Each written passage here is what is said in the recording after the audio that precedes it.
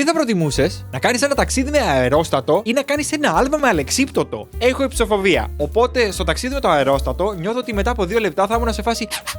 Ενώ στο άλμα με το αλεξίπτωτο θέλω ούτως ή άλλως, οπότε θα επιλέξω το δεύτερο. 60,2% συμφωνούν μαζί μου. Να βουρτσίσεις τα δόντια σου με πέτρες ή να πίνεις γάλα που μυρίζει κακή αναπνοή. Παρόλο που έχω δυσανεξία στη λακτόζη, θα επιλέξω το δεύτερο γιατί μπορείς να πλύνεις μετά τα δόντια σου. Ενώ στο πρώτο, μετά την πρώτη φορά, δεν θα έχεις δόντια. Και 53,8% για κάποιο λόγο συμφωνούν με το να βουρτσίσεις τα δόντια σου με πέτρες.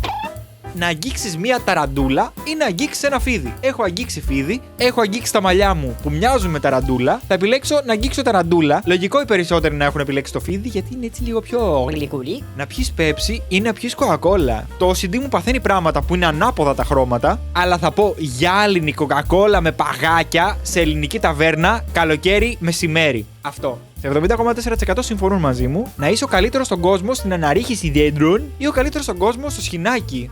Γιατί να θέλω να σκαρφαλώνω δέντρα? Θα επιλέξω το δεύτερο, γιατί είναι καλύτερο και θα κάνω γυμναστική. Θα φτιάξω έτσι τον τέλειο κορμό. Για να τον σκαρφαλώνω μετά.